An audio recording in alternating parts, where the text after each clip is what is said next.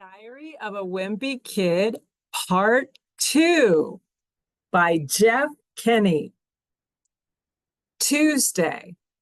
I figured out a pretty good solution to my book problem. This morning, I borrowed the roller bag Dad uses when he goes on trips, and carrying all my school stuff was no sweat. I was able to make pretty good time, too, but that's partially because I walked a little extra fast when I went by Mr. Sandoval's house. Before a snowstorm, Mr. Sandoval always puts poles in the ground on either side of his driveway so the guy who plows it knows where the pavement is. The last time it snowed, me and Rowley plucked the poles out of Mr. Sandoval's yard and started horsing around with them. On guard! Ah! But I guess we didn't put the sticks back in exactly the right place, because when the guy came to plow Mr. Sandoval's driveway, he was off by about 10 feet. Vroom!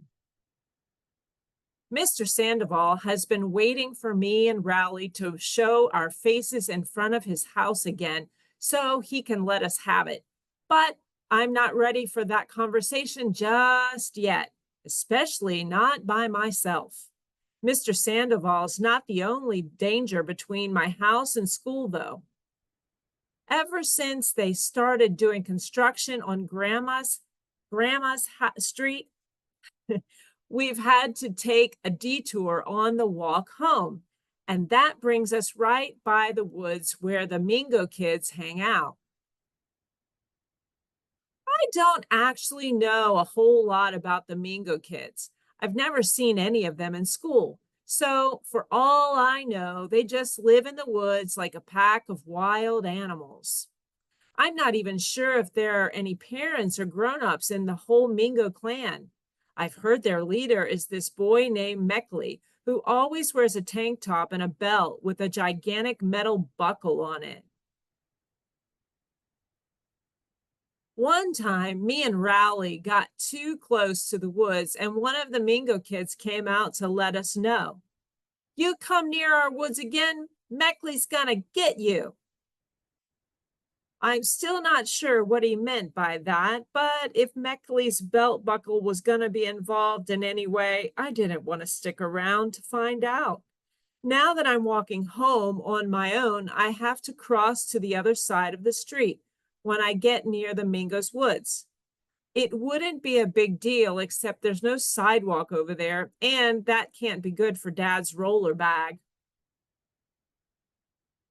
Mom's noticed I haven't been hanging out with Rowley lately. She said I shouldn't get too worked up over it because most friendships from childhood don't last, and that me and Rowley will probably grow apart over the years anyway. Well, I hope that's not true, because I think it's important for me to keep my childhood friends so that later on someone can appreciate how far I've come. Beautiful day, Mr. Heffley. Why, I suppose it is. Yes, I suppose it is. I'm not sure Mom's qualified to give me friendship advice anyway, because guy friendships are totally different from girl friendships. And I know because I've read almost every single book in the Slumber Party Pal series. Before you judge me, I say those books are for girls. Let me just explain that the only reason I got into them was because one time I forgot to bring in a book for silent reading, and the only books the teacher had were in the Slumber Party Pal series. And once you've read one of them, you can't stop. There must be something like 100 books in that series. The first 30 or so were pretty good, but after that, I think the author started running out of ideas. Anyway, in the Slumber Party Pal series books, these two friends are always getting into fights with each other about little stuff. You used up all my purple lip gloss because you knew I wanted to wear it to the roller rink. Well, you only wanted to wear it because you knew Justin would be there. But after a while, things always cool down and the girls learn the true meaning of friendship.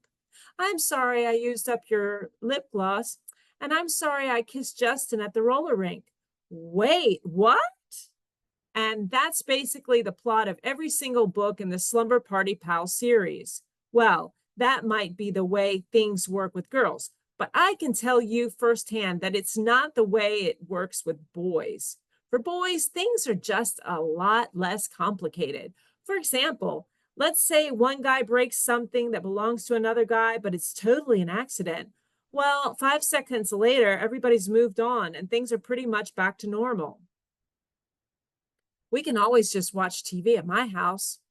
I don't know if that means guys are less sophisticated than girls or whatever, but I do know that the way we do things sure saves a lot of time and energy. See you in the next video. Bye.